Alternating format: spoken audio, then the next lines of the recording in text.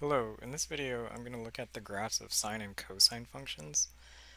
So the two functions that we'll look at is the cosine function, so cosine of x, and we'll also look at the functions sine of x. Now, ideally, by the end of this section, you'll want to be able to graph the equations that are of the form a cosine b of x, and then also y equals a sine of bx. Now, the one thing that you have to realize is that these functions cosine and sine are what we say to be periodic. What that means is that essentially these functions will just repeat, specifically in the format of some type of period that we say. So let's look at, for example, like the unit circle. So I know that cosine and sine are both respectively the x and y coordinates of our unit circle. But you can kind of tell that basically this demonstration that you're seeing here is essentially just a rotation from 0 radians to 2 pi radians. Now, if I keep rotating that around more than once, basically nothing really changes. You still have that both sine and cosine are both going to be between -1 and 1, and then -1 and 1 for sine of x, and that's less than or equal to 1. Now, that's to say that basically the period says that essentially x is going to be the same for every 2 pi radians. So typically we normally only look at the graph from 0 to 2 pi radians, but it's kind of understood that basically it's going to just repeat itself for every rotation that you have. So in either case, what that basically is more or less saying is that the period of both sine and cosine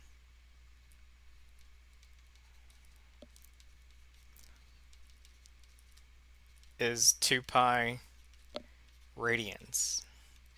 Now, what that means essentially is that if we were to basically just figure out the period of a function, the period of a function would be given by, we'll call it p, equals to 2 pi divided by b. Okay, so in this case, if b was equal to 1, by default, that's 2 pi. And then if it's equal to 2, then it's pi, and so on. Now, one way that I can kind of demonstrate in terms of like periods. So, okay, yeah, this unit circle is basically just showing me one single rotation, and then you can see that cosine is the x and sine is the y. But what if we were to basically just look at, for example, what do we mean by period? Well, what we mean by period is that the function itself will just repeat itself multiple times. So in a way, like, you can kind of think of it as sort of like wallpaper, where you have that for every 2 pi radians, this graph will just repeat itself. Now, in this case, this graph that I have written down here actually, it actually has it written a little bit differently.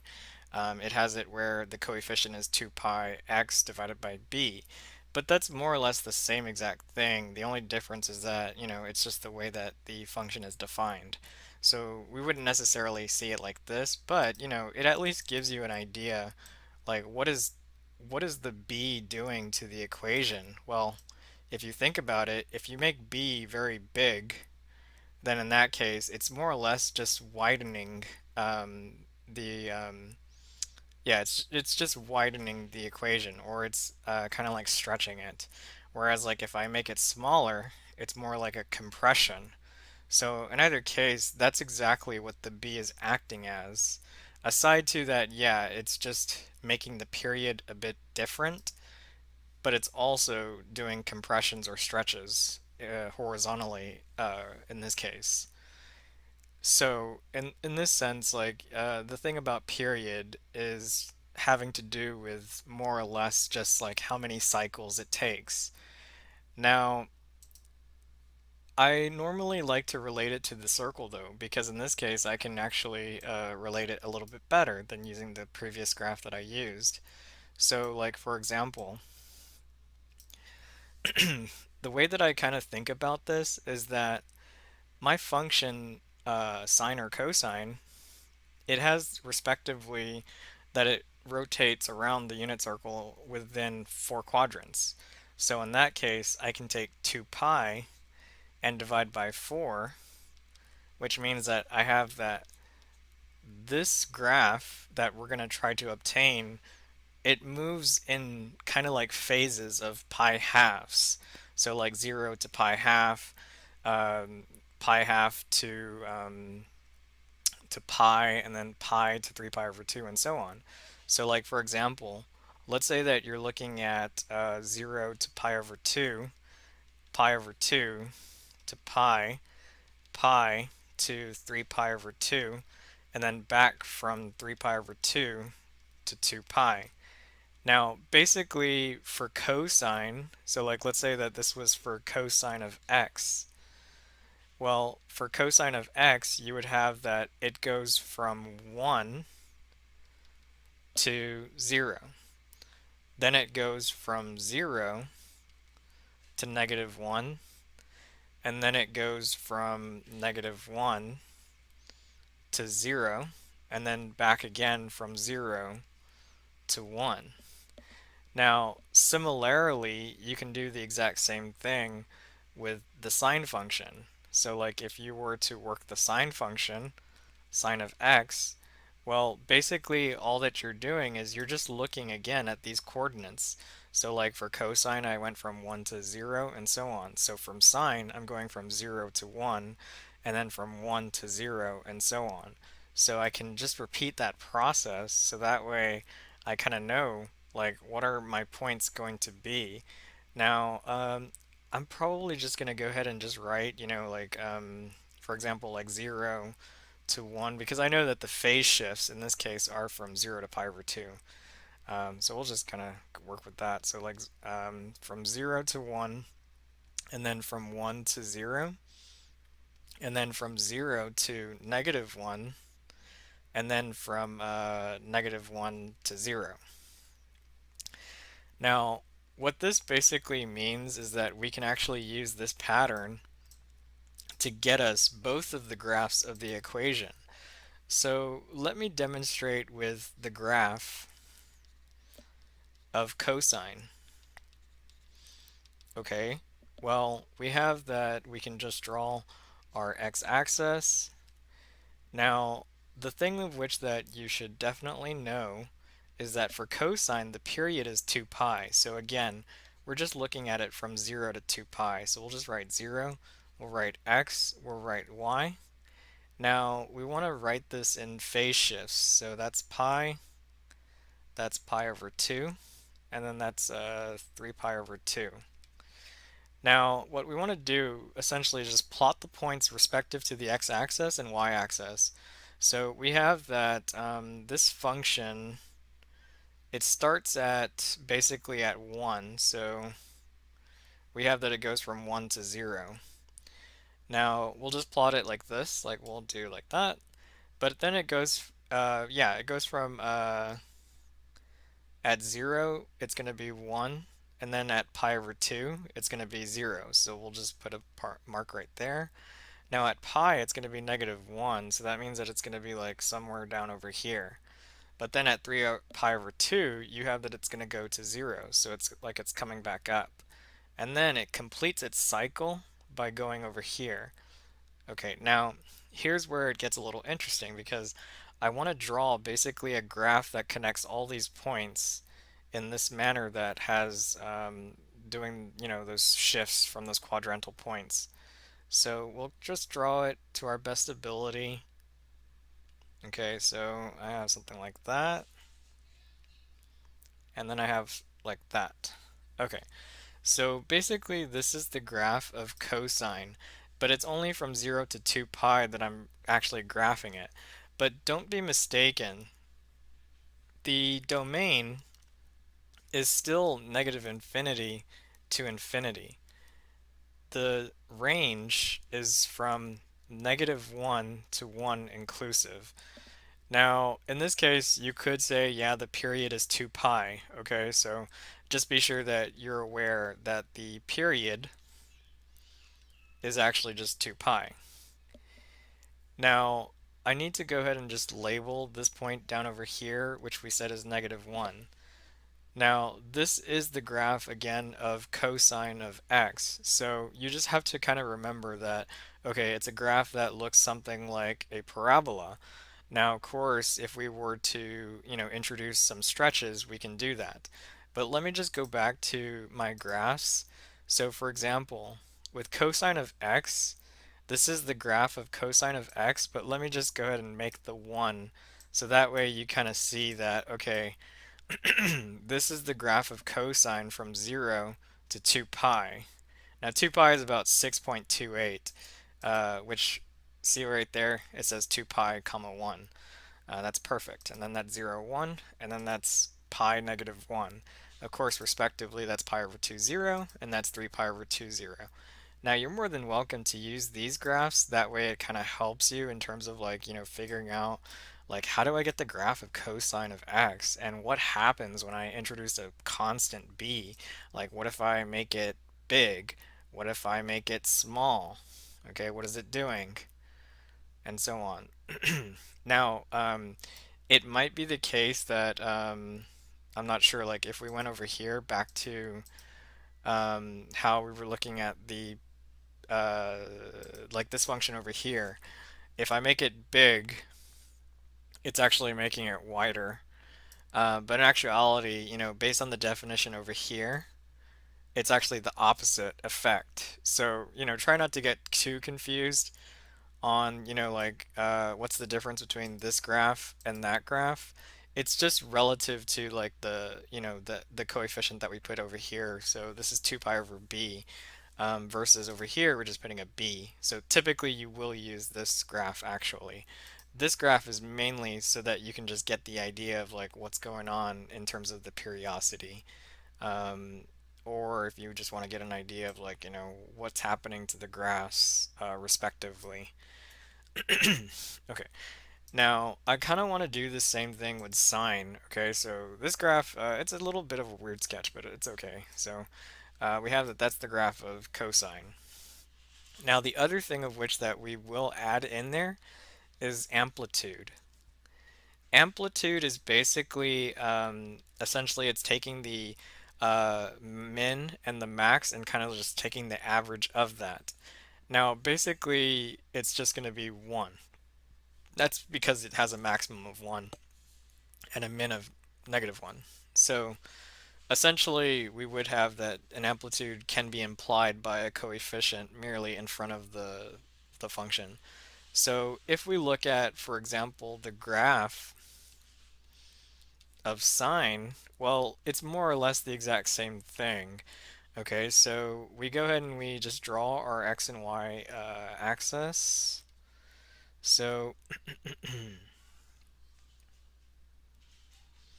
okay, so we could probably just notate 1 and maybe notate negative 1. Now we just want to indicate a 2 pi and then maybe like pi, pi over 2, and then of course 3 pi over 2. Now from here, all that you need to do is just basically graph the key points. So we said that we start at 0, and then it goes up to 1, and then it comes back down to 0, and then it goes to negative 1, and then it comes back over here. Now, all that we need to do essentially is just connect these as follows. So we go from here to there, and we can probably just continue it like this. And then we just bring this up because it has to pass through there. Now, this would be the graph of sine, which in this case, make no mistake that, yeah, the domain is still negative infinity to infinity, and the range is from negative 1 to 1. The period is actually still the same because nothing has changed. so it's still 2 pi. Now the amplitude is basically just determined by the minimum, um, which in this case is just 1. Now again, that would be indicated by a coefficient in front of the function. So I probably didn't write it, but this is the graph of y equals sine of x, okay? Now in this case, it would repeat for every 2 pi radians. So like if I go to this graph,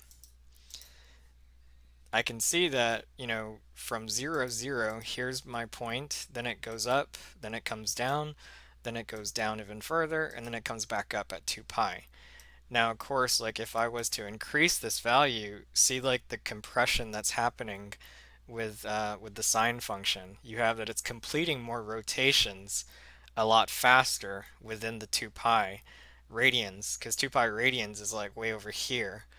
And then, of course, like if you were to introduce a constant of, let's say, 2, then you can see that that's actually stretching the graph vertically in this case, and vice versa. Like if I make it small, it makes the graph even wider in this case. So like if I were to use like a half, I now have that the period is 4 pi, and that's kind of interesting.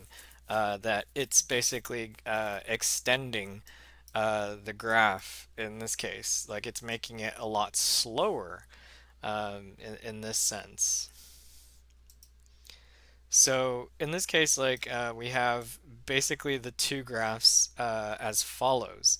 Now the other things that we just need to do, for example, is just look at graphing any of these functions, of any different form. So let's actually look at that. So for example,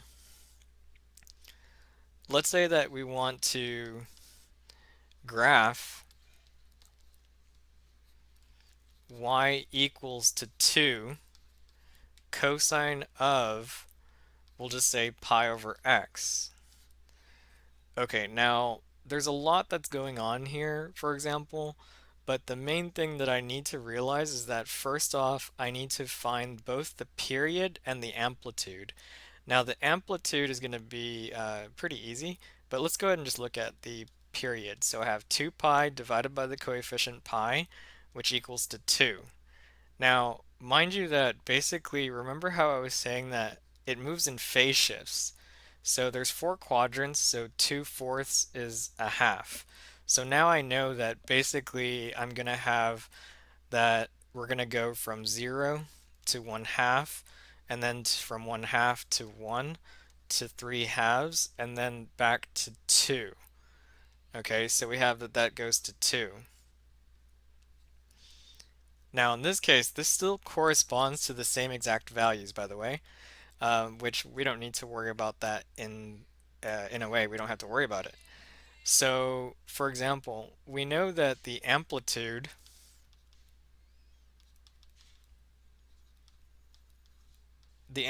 is just 2 units. Why? Because you have a 2 there. So in that case, it just means that all that happened is that the graph of the equation got stretched by 2 units. So in that case, we can go ahead and graph our equation because we already know that, the intervals of importance are from 0 to 1/2, and then we have from 1/2 to 1, and then we have from 1 to 3/2, and then we have from 3/2 to 2. Now, in some cases, we may actually look at the different transformations that happen.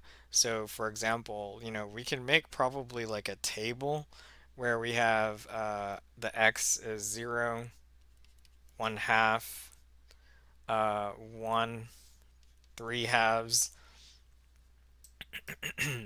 and then we have 2, for example.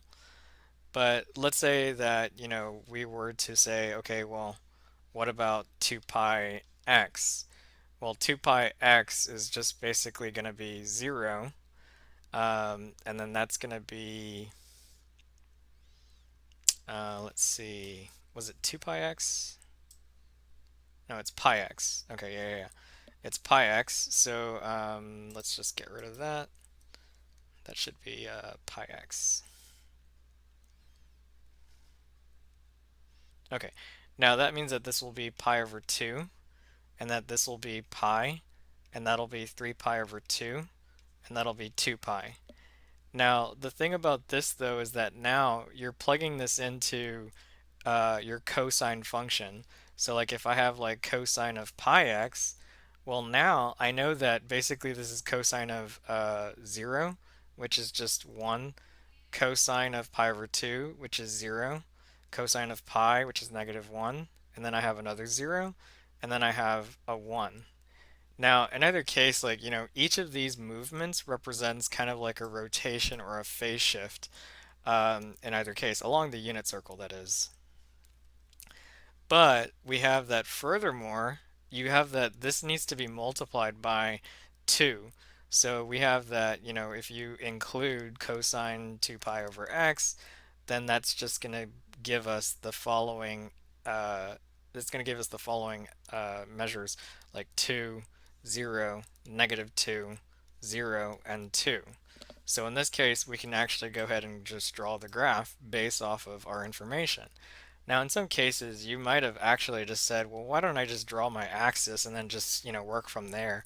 Which it's all the same because I would normally ask the questions, does the um, does anything change about the shape? And the answer would be no, it doesn't. So that's 2, that's 1, that's 1 half, and then that's 3 halves. And then from there, you're just going to say, okay, well, that's just going to be 2, and that's going to be negative 2. So from here, you're just graphing those points respectively, and then you're just connecting the dots. So from here, you just end up doing something like this,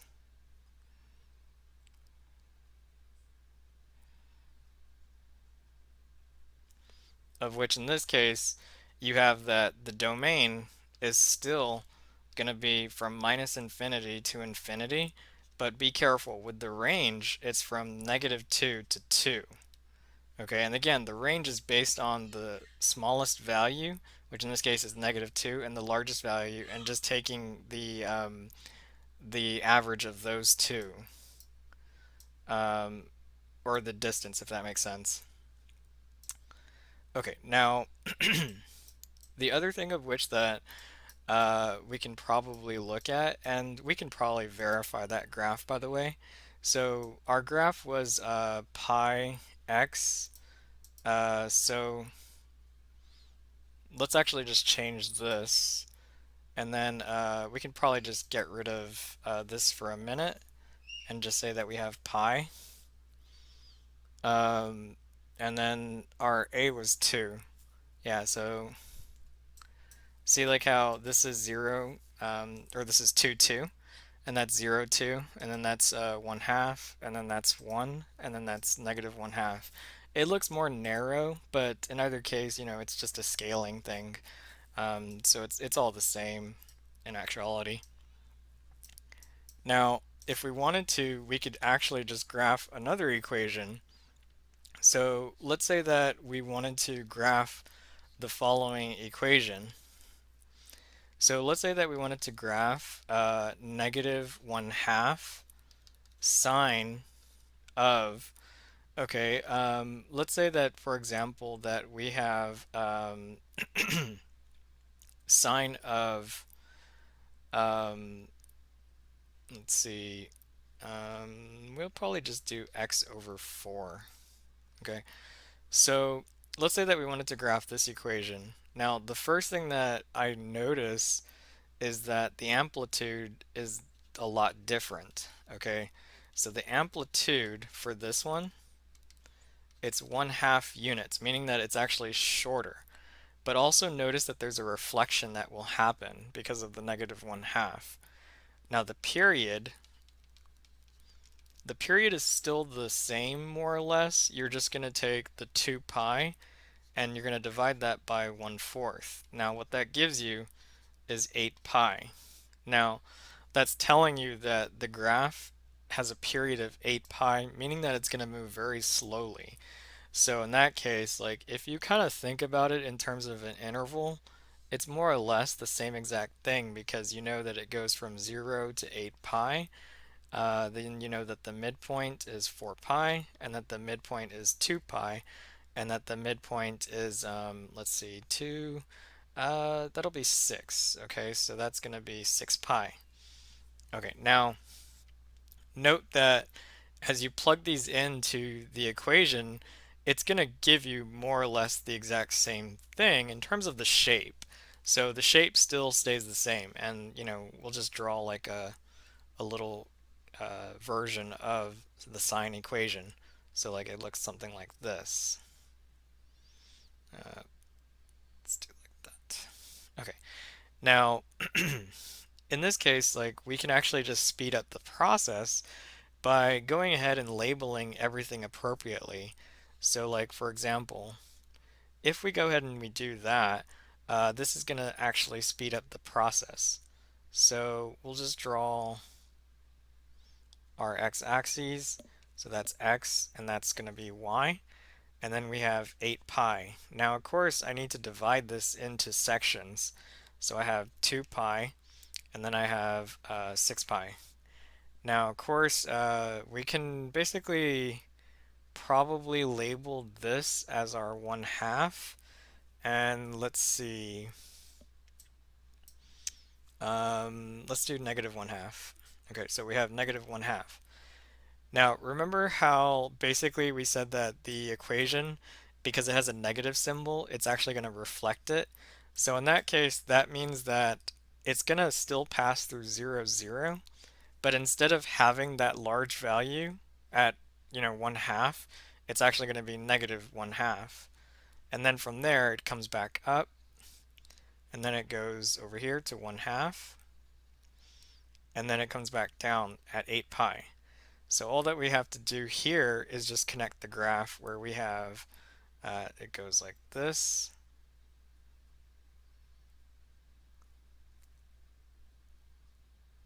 and then it closes right there. So this graph right here is the equation y equals negative 1/2 sine of x over 4. And basically we see that the domain, make no mistake, is still the same. It's still negative infinity to infinity, and then the range is still, or in this case actually the range is from negative 1/2 to 1/2. Okay, and then there can, or again, the period is 8 pi.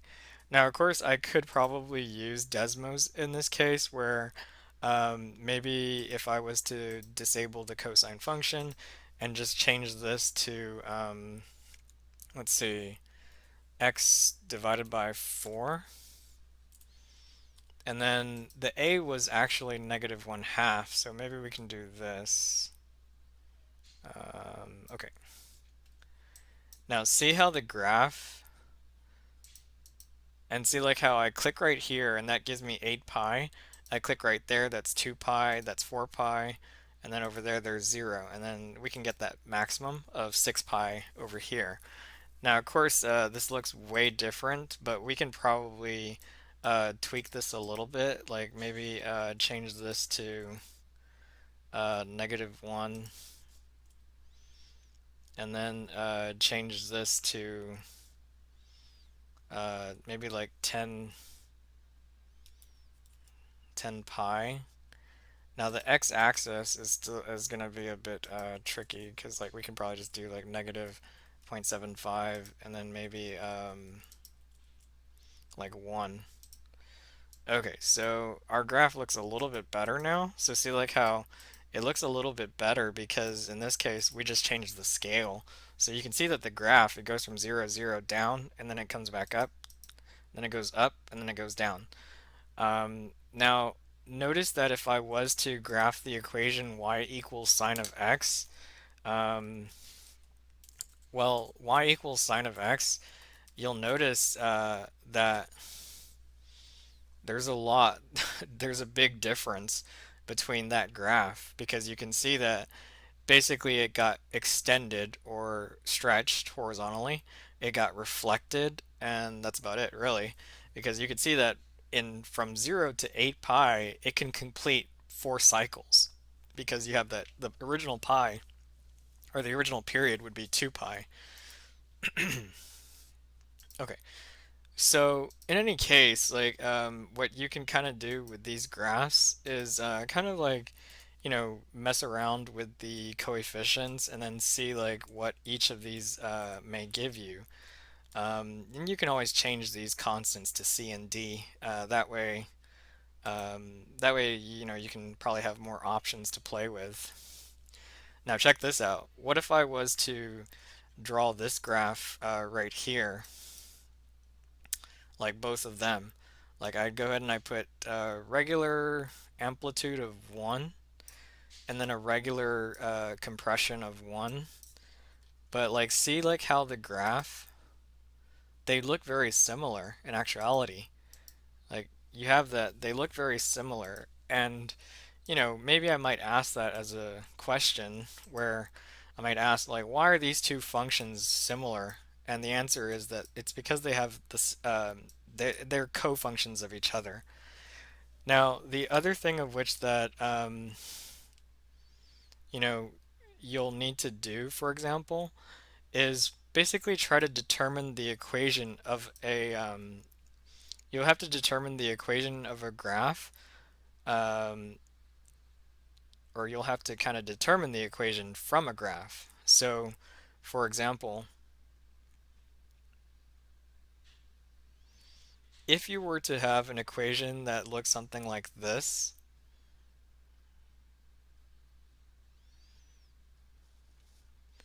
and let's say that this is going to be pi, but then let's say that over here, this was, like maybe like we'll do an easy one. Like that's going to be 1 and that's going to be -1. Well, from here, essentially your choice is y equals a cosine of bx or y equals a sine of bx. Now, it should be kind of clear that basically you have that it can only be sine, but then comes the question, how do you solve for the equation? The answer is basically that, okay, well, first off, I know that a is 1, and then the second part is that b can be determined by just plugging in either the period or the pi and then just solving it algebraically. Well, we can clearly see that the period is pi, so that's going to be 2 pi divided by b. But basically, if you were to solve this algebraically, you would basically see that b is equal to 2. So in this case, this tells you that the equation is y equals sine of 2x, and then that's it. Now, in any case, you would definitely want to do that for other equations that involve cosine. Okay, so be sure that you do look at some equations where you have to determine them based on the graph, and the easiest way is to always just look at the period and then just work from there.